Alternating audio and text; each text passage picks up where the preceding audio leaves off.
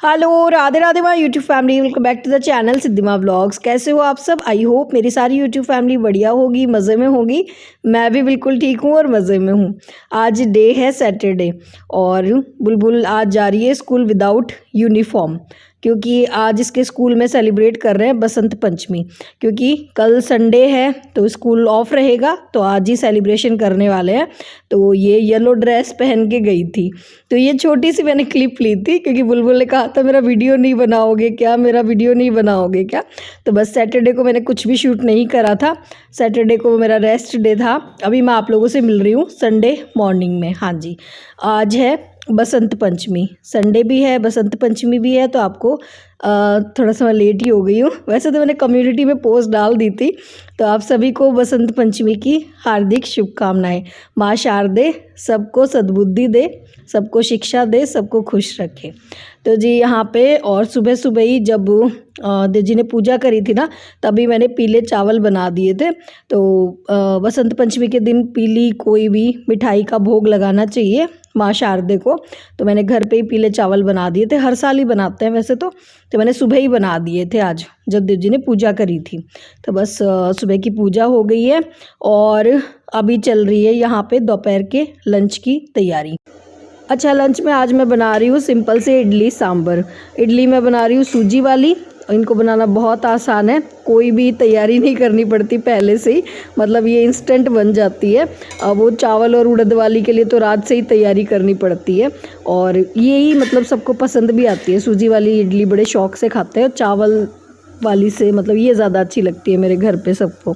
और तो इसके लिए बस सूजी को मैंने दही में भिगो के 1 घंटे पहले रख दिया था। और इधर जो है साथ में चल रही है अरहर की दाल बना रही हूँ। तो सांभर भी बिल्कुल मतलब ऑथेंटिक तरीके से नहीं बनता है मेरे घर में। ये सिंपल अरहर की दाल बनती है, जिसमें मैं खूब सारा धनिया, प्याज, टमाटर, मतलब जिस तरह से तड़के वाली दाल बोल दो एक तरह से, क्योंकि बहुत सारी सब्जियां डाल देते हो तो फिर बच्चे खाते नहीं हैं। तो जिस तरह से घर में सब पसंद करते हैं ना, वैसे ही मैं बना रही हूँ। और साथ में मैंने बना दी है यहाँ पे नारियल की चटनी। तो इनकी डिटेल में कोई रेसिपी नहीं दे रही हूँ, बस जस्ट आप लोगों को दिखा रही हूँ कि आज क्या बन रहा है लंच में, क्योंकि इन सब की रेसिपी मैं पहले ही शेयर कर चुकी हूँ। आज मैं बनाने तो वाली थी कुछ और अच्छी सी थाली माँ शारदे के लिए। मैंने सोचा था सुबह तो चावल बना के भोग लगा दिया, दिन में एक अच्छी सी और बढ़िया सी थाली बनाऊंगी और भोग लगा दूंगी। पर मतलब कई बार ऐसा होता है ना, जैसा हम सोचते हैं वैसा होता नहीं है। सुबह मैं जो मशीन लगा रही थी ना, तो भरी हुई बाल्टी मैंने उठाई जैसे ही, और उससे मेरे हाथ में इतना तेज जोर से जो है ना झटका आ गया। इतना मतलब आधे घंटे तक मेरे हाथ में इतना ज़बरदस्त पेन हुआ कि मेरा हाथ हिल ही नहीं रहा था। तो थोड़ी देर जो है मैंने मूव वगैरह लगाई और उसके बाद गरम पट्टी वगैरह बांधी। तो मतलब आज तो सारा ही मेरा प्लान फेल हो गया। तो अभी मेरे को थोड़ा कुछ ठीक लग रहा था, तो दोपहर में फिर मैंने ये लंच में मतलब झटपट यही चीज़ें बना दी। अब थोड़ा ठीक लग रहा था, वरना सुबह तो मुझे ऐसा लग रहा था कि आज दिन का लंच मैं बना ही नहीं पाऊँगी। पर अभी जो है वो गरम पट्टी बांधने से, और वो टैबलेट ली थी मैंने, जो पेन किलर होती है ना, वो ले ली थी, तो उससे मुझे अभी फ़ायदा लग रहा था। तो इस वजह से फिर मैंने लंच में आज यही बना दिया। और इसी चक्कर में आज मैंने साड़ी नहीं पहनी। सुबह सोचा तो ये था कि नहा के जो है अच्छे से तैयार होंगी, येलो कपड़े पहनूंगी। बचपन में तो बड़ा चाव रहता था, जैसे बुलबुल को था कल वो येलो ड्रेस पहन के गई थी। हम भी छोटे थे ना, तो बसंत पंचमी के दिन येलो कपड़े पहनते थे, और मतलब जब शादी हो गई तब येलो साड़ी पहन लेते थे। तो मैंने सुबह सोचा तो यही था, साड़ी पहनूंगी और तैयार होंगी अच्छे से। पर ऐसा कुछ हुआ नहीं, मतलब हालत ठीक नहीं थी सुबह सुबह। फिर बाद में ठीक हो गई थी। फिर दिन में मैंने कुछ भी शूट नहीं करा। दोपहर का लंच बनाने के बाद जो है मैंने 1-2 घंटे अच्छे से रेस्ट करा, और अभी जो है मुझे ठीक लग रहा था। मतलब दोपहर के बाद शाम को मेरा हाथ का दर्द ठीक था, वरना एक बार तो ऐसे ही लग रहा था कि डॉक्टर के पास जाना पड़ेगा, देखना पड़ेगा कोई हड्डी वड्डी तो ना टूट गई है। पर ठीक हो गया था।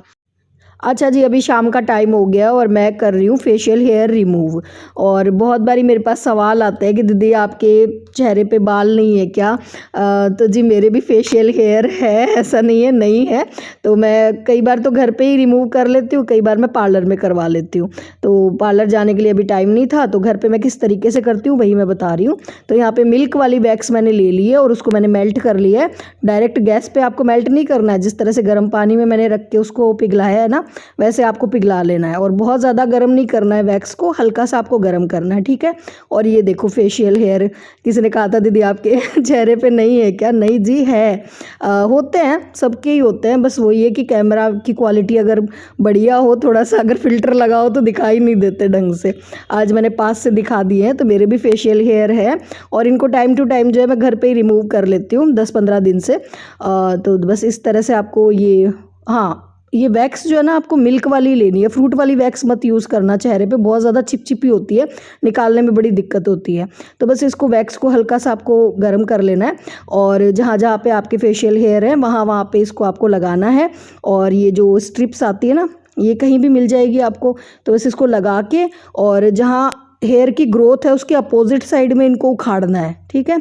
और ये देखो निकल जाएंगे आपके फेशियल हेयर जितने भी होंगे, तो बहुत ही बढ़िया तरीका है। और वैक्स ही मैं तो करवाती हूँ, थ्रेड मत यूज़ करवाना कभी भी, मतलब पहले मेरे को भी पता नहीं था, स्टार्टिंग में मैं थ्रेड करवा लेती थी, पर थ्रेड से क्या होता है कि एक तो बाल बहुत ज़्यादा टाइट आते हैं और हेयर ग्रोथ भी बहुत ज़्यादा हो जाती है। वैक्स करोगे तो धीरे धीरे जो है ग्रोथ कम हो जाती है हेयर की।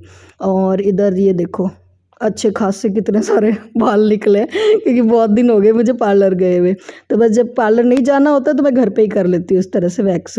और बड़ा ही आसान तरीका है, बस आपको ना जहाँ पे आप वैक्स लगा रहे हो और पट्टी खींच रहे हो ना, तो उस वहाँ पे स्किन को थोड़ा सा टाइट कर लेना, वरना स्किन लूज़ होने का डर रहता है, ठीक है। तो थ्रेड से और रेज़र से अच्छा तरीका है वैक्स कर लो। रेज़र भी कभी यूज़ नहीं करना चाहिए चेहरे पे, मैं नहीं करती हूँ, मैं वैक्स ही करती हूँ और बढ़िया तरीके से अच्छे से जो ना पूरा चेहरा आपका अच्छे से साफ़ हो जाएगा। और हाँ, कुछ लोग कह रहे थे कि रेड दाने हो जाते हैं, तो उसके लिए आपको क्या करना है, एक तो वैक्स को बहुत ज़्यादा गर्म नहीं करना, ठीक है, इतनी ही गर्म करनी है कि आप सहन कर सको, मतलब हल्की सी मेल्ट ही करना है, ये समझो। और दूसरी बात, वैक्स करने के तुरंत बाद ठंडे पानी से अपने चेहरे को अच्छे से वॉश कर लेना और उसके बाद एलोवेरा जेल से अच्छे से चेहरे को 5 मिनट के लिए मसाज दे देना। बस कोई रेडनेस नहीं होगी, कोई भी दाने नहीं होंगे और बढ़िया फेशियल हेयर जो आपके रिमूव हो जाएंगे, ठीक है। चलिए जी, अभी मैं हो रही हूँ तैयार, क्योंकि हम लोग जा रहे हैं आज कहीं बाहर। कहाँ जा रहे हैं वो आप लोगों को बाद में बताऊँगी, अभी थोड़ा सा मेकअप शेकअप भी कर लेते हैं। तो हाँ, मेकअप का भी किसी ने पूछा था दीदी कौन से प्रोडक्ट यूज़ करते हो, तो वैसे तो मैं डिटेल में एक बार, मतलब बहुत टाइम पहले मैंने वीडियो बना दिया था, पर अभी मैंने आप लोगों को दोबारा दिखा दिए हैं, क्योंकि एक सब्सक्राइबर है वो बहुत दिनों से रिक्वेस्ट कर रही थी। तो सिंपल सा मेकअप रहता है मेरा। मैं एलोवेरा जेल से मैंने चेहरे को मॉइस्चराइज कर लिया था, उसके बाद मैंने ओले वाइट क्रीम, हाँ वो मैं यूज़ करती हूँ। उसके बाद जो है वाइट टोन पाउडर यूज़ कर लिया हल्का सा, और मैबलिन का मैंने लगा लिया है मस्कारा, और बस मस्कारा लगाती हूँ तो काजल नहीं लगाती, और जब काजल लगाती हूँ तो मस्कारा नहीं लगाती, क्योंकि फिर मेरी आंखें बहुत बड़ी बड़ी लगती है, तो मैं एक ही चीज़ लगाती हूँ। और बस फिर हल्की सी कलर मैट की लिपस्टिक लगा ली थी और सिंदूर लगा लिया, फिर खुद को थोड़ा सा मैंने दिखा दिया, क्योंकि मुझे पता है जब हम बाहर निकलते हैं तो फिर मेरा वीडियो कोई नहीं लेता, मैं ही सबका वीडियो लेती रहती हूँ, तो फिर मुझे कोई नहीं दिखाएगा। तो बस मैंने हल्का सा आपको इधर और शीशे में दिखा दिया है। तो हम हो गए हैं तैयार, आज हम लोग जा रहे हैं बाहर डिनर करने के लिए। हाँ जी, क्योंकि कल जाने वाली है गुड्डू वापस, तो फिर दिन में ही मतलब प्लान बन गया था कि आज शाम को कहीं बाहर चलेंगे।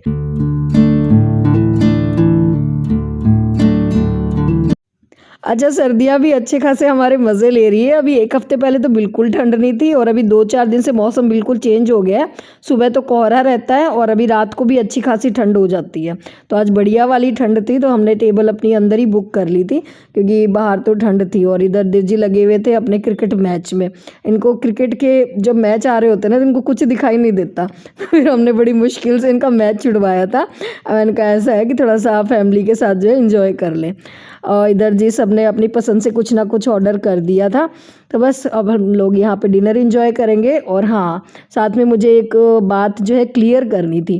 मैं जब कभी कुछ बातें करती हूँ ना, तो मेरी कुछ बातों का कुछ लोग गलत मतलब निकाल लेते हैं। मतलब मैं कहना कुछ और चाहती हूँ और वो समझ कुछ और लेते हैं। तो थोड़ी सी मिसअंडरस्टैंडिंग हो गई है, क्योंकि व्हाट्सएप पे मैसेज आ रहे थे मेरे पास इस तरह के, तो मुझे लगा शायद आप लोगों ने मेरी बात का गलत मतलब निकाल लिया। मतलब जब मैं और महिलाओं के हक की बात करती हूँ है ना, तब काफ़ी सारी लेडीज़ को ऐसा लगा कि मैं ये कहना चाहती हूँ कि घर में जो है ना और लेडीज़ की चलनी चाहिए। नहीं जी, मेरा कहने का ऐसा कभी कोई मतलब नहीं होता।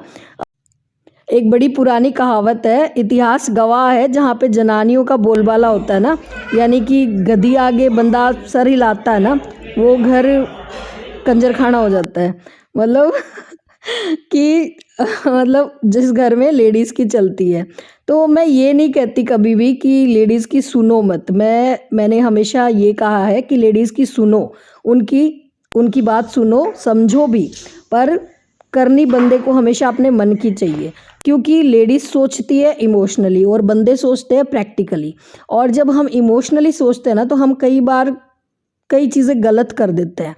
ठीक है, तो मेरा कभी कहने का मतलब ये नहीं होता है कि घर में लेडीज़ की चलनी चाहिए। हमेशा आखिरी जो डिसीज़न होता है वो बंदे का ही होना चाहिए। तो हमारे घर में भी ऐसा ही है। मेरे घर में भी आखिरी जो डिसीज़न है वो हस्बैंड का ही होता है, क्योंकि मुझे खुद को लगता है कि मैं बहुत ज़्यादा इमोशनल हूँ और मैं इमोशनली जो डिसीज़न लेती हूँ, और जब इमोशनली डिसीज़न लिए जाते हैं ना, तो वो बहुत बारी गलत ही होते हैं। ठीक है, और इस बात को बिल्कुल आप गलत तरीके से मत लेना, क्योंकि ये बात सच है, कड़वी ज़रूर है पर सच है। चलिए, अब बातें हो गई है, हम आ गए हैं डिनर करके घर पे। अब हाँ, आपकी फरमाइश पूरी कर देती हूँ, गुड्डू के भजन सुना देती हूँ। प्रीवियस ब्लॉग में कमेंट आया, तुम्हें छोड़ सुन नंद दुलारी, कोई न मीत हमारे कारण सब जग छोड़ा, तुम संग नाता जोड़ा। एक बार प्रभु बस ये कह दो, तू मेरा मैं तेरा, साची प्रीत की रीत निभा दो। तेरे बिना कोई नहीं है मेरा, मुझे सहारा क्षमा जो तेरा।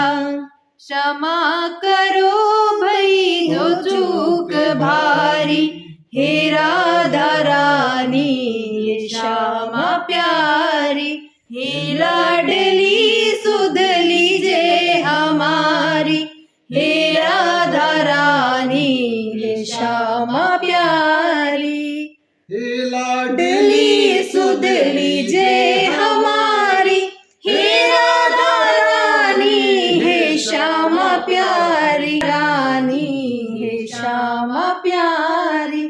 मैं हूँ अधम मुझको ना विसारो, मेरी भी श्यामा बिगड़ी संवारो, तारो या मारो मर्जी तुम्हारी, हे राधा रानी हे श्यामा प्यारी, हे लाडली सुध लीजे हमारी, हे राधा रानी हे श्यामा प्यारी। बात है आज की चांदनी में कि हम खो गए प्यार की रागनी में, ये बाहों में बाहें, ये बहकी निगाहें, लो आने लगा जिंदगी का मजा, ये रातें ये मौसम नदी का किनारा, ये चंचल हवा। आप सब लोगों को तो आज ही मैंने ब्लॉग में भजन सुनाया है। वैसे ये हमारा डेली का ही रूटीन हो गया था जब से गुड्डू आई है। मतलब नाइट में भजन कीर्तन अंताक्षरी और मतलब इन्जॉय कर रहे थे फैमिली टाइम। ऐसा था कि गुड्डू आई हुई है तो थोड़ा सा जो है सब लोग साथ में बैठे और इस तरह से इन्जॉय कर ले। यहाँ पे बुलबुल कर रही है डांस। और हाँ, गुड्डू डांस भी बहुत अच्छा करती है, पर हाँ उसे अच्छा नहीं लगता कि मैं वीडियो में ब्लॉग में दिखाऊँ, तो यहाँ पे मैंने चुपके से उसकी और ना वीडियो बनाई थी। बाकी गुड्डू बहुत अच्छा डांस करती है। कभी अगर वो परमिशन देगी ना तो मैं पूरा डांस जो है उसका वीडियो में डालूंगी।